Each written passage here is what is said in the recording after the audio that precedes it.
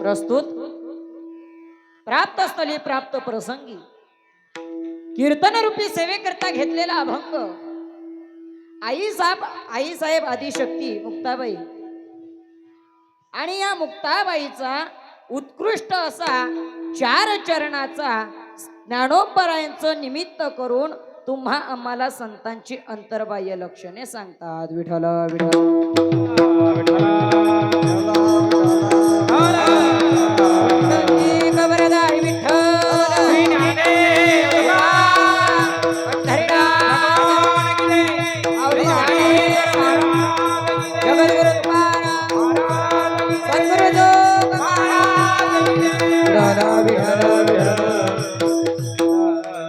आजच्या अभंगात जगद्गुरु आपलं मुक्ताबाई संतांची अंतर्बाह्य लक्षणे सांगतात.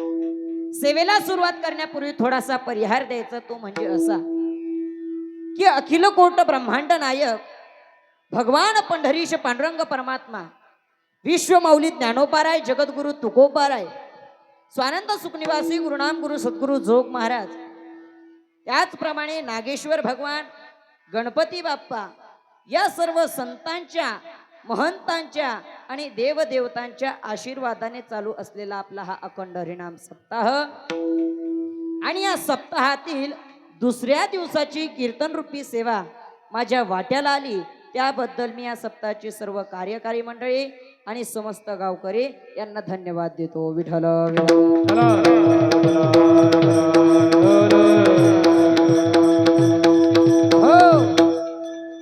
त्याचप्रमाणे आपला हा अखंड हरिनाम सप्ताह ज्यांच्या मार्गदर्शनाने जो काही चालू आहे असे असणारे आपल्या विदर्भाचं असणारे फुलसिंग महाराज असतील, त्याचप्रमाणे भगवान बाबा असतील, त्याचप्रमाणे आपले शिवस्वरूप गंजीधर बाबा असतील, या महात्म्यांच्या मार्गदर्शनाखाली चालू असलेला आपला हा भव्य दिव्य अखंड हरिनाम सप्ताह आणि या दुसऱ्या दिवसाची कीर्तन रूपी सेवेचं निमंत्रण ज्यांच्याकडून आलं असे असणारे आपल्या गावचे माजी सैनिक जनार्दन पाटील किलबिले यांच्याकडून हे कीर्तनाची सेवा निमंत्रण माझ्यापर्यंत आलं, तरी मी त्यांना सुद्धा धन्यवाद देतो. विठ्ठल विठ्ठल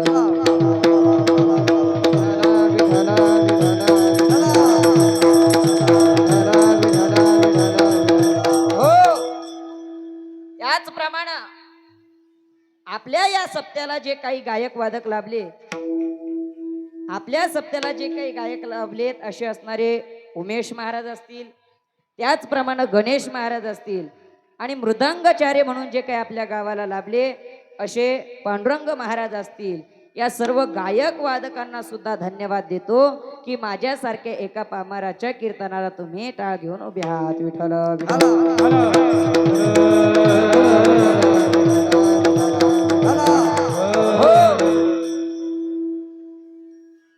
कधी कधी काय असतं, शिष्याच्या गावात गुरुचं कीर्तन असतं, आहे की नाही?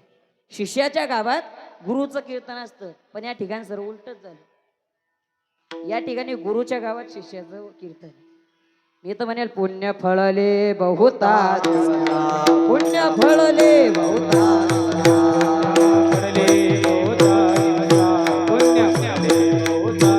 भाग्य उदयाचा, भाग्य उदयाचा,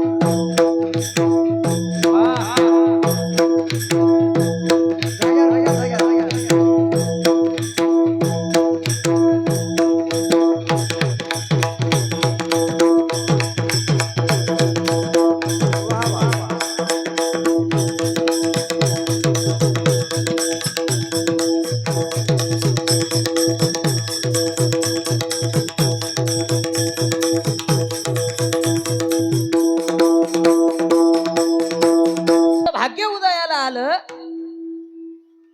की गुरुवरांच्या गावात कीर्तन सेवा करायला मिळते.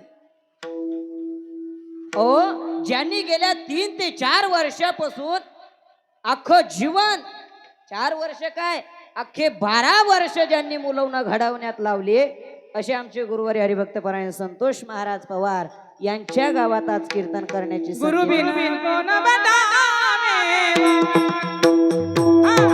गुरु बिन कोण बतावे, गुरु बिन कोण बतावे, गुरु बिन कोण बतावे, बडा बिकट है अवगान, बडा बिकट है अवगान, गुरु बिन कोण बतावे, गुरु बिन कोण बतावे, हे गुरु बिन कोण बतावे, गुरु बिन कोण बतावे. श्री गुरु सारिका असता पाठी राखा, इतरांचा लेखा कोण करी. ज्या गुरुवारांनी गेल्या 3 ते 4 वर्षापासून मी ज्यांच्याकडे शिकतोय, असे गुरुवर्य संतोष महाराज पवार, त्यांच्या संगतीत राहिल्यामुळे त्यांच्याकडे जे काही आत्मसात केलं, जे अध्ययन केलं, ज्ञानोबरायांच्या संगतीत, ज्ञानोबरायांच्या सानिध्यात जे राहिलो आणि गुरुवर्यांकडून जे आत्मसात केलं, ते आज मी तुमच्या पुढे मांडण्याचा प्रयत्न करणार आहे. विठ्ठल विठ्ठल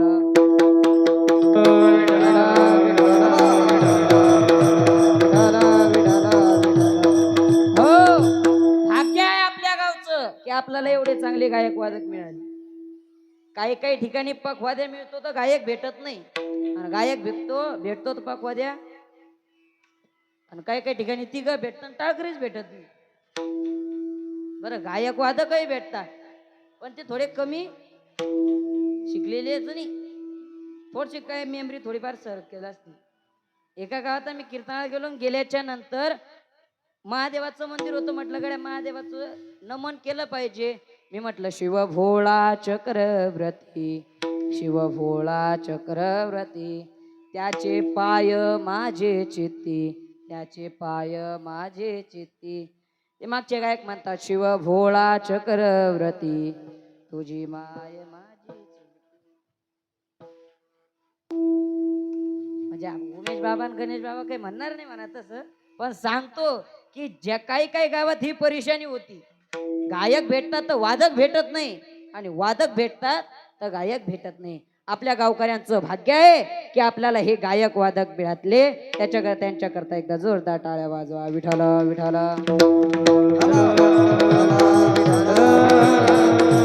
हो, त्याचप्रमाणे आज या ठिकाणी सगळे दिसतात बरं का. आज या ठिकाणी सगळे दिसतात. माझे गुरुवारे, गुरुबंधू आहे सर्व, की माझं वय नाही एवढा त्यांचा परमार्थ आहे. ज्यांच्या मुखारविंदातून आपण कथा ऐकत आहात असे बाबूराव बाबा, ते सुद्धा या ठिकाणी सगळेच विनेकरी. तात्या असतील, तात्या एवढा गुटगुटीत फुराचा हार तुमच्या लग्न तरी होता का? होता का? नाही म्हणता तात्या. सर्व धनित आहे, मात्र आपल्या गावचं वैभव या ठिकाणी नाही. तुम्ही म्हणाल कोणते? आमचे विठ्ठल बाबा, की ज्यांनी संपूर्ण आयुष्य देशासाठी, देश सेवेसाठी घालवलं, असे आपले विठ्ठल बाबा आज 1 ते 1.5 महिन्यापूर्वी आपल्यातून निघाले. एवढी मात्र या ठिकाणी का. अहो खरं म्हटलं तर ही आजची जी काय कीर्तन सेवा आहे का, ही त्यांची इच्छा होती बरं का. तुम्हाला तर काहीच मालूम नसेल यातलं. ज्या वेळेला त्यांना काहीतरी आजार झाला होता आणि त्या आजाराचं त्यांची ट्रीटमेंट ही पुण्याला चालू होती. मग आता राहायचं कुठं, सोय कुठं होणार, तर ते आमच्या संस्थेवर आली होती. ज्ञानोबरायांच्या, या ज्ञानोबरायांच्या सानिध्यात असणारी आमची नर्मदा आध्यात्मिक वारकरी शिक्षण संस्था आहे. त्या संस्थेमध्ये आले. त्या ठिकाणी 8 ते 10 दिवस ते आमच्याकडे राहिले होते. त्यांचा मुलगा आणि विठ्ठल बाबा आमच्याकडे राहिले. राहिल्याच्या नंतर त्यांनी माझं कीर्तन त्या ठिकाणी ऐकलं होतं. कुठं? आळंदीत. ऐकल्याच्या नंतर कीर्तन झालं संस्थेत आणि कीर्तन झाल्याच्या नंतर मला बोलवलं, माझ्या पाठीवरून असा हात फिरवला आणि मला सांगितलं, का रे बाळा तू कोणाचा रे? कोणाचा आहे? म्हटलं बाबा मी नाक्यावर राहतो, बुलढाण्यातलाच आहे. म्हणे असं का? म्हणे खूप जवळचा आहे रे. म्हणे हो बाबा. म्हणे बाळा माझी अशी इच्छा आहे म्हणे की तुझं कीर्तन एकदा आमच्या गावात झालं पाहिजे. काय?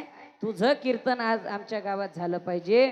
परंतु त्यांची इच्छा पूर्ण आमच्या जनार्दन बाबांनी केली. एकदा त्यांच्याकरता जोरदार टाळ्या वाजवा. विठ्ठल विठ्ठल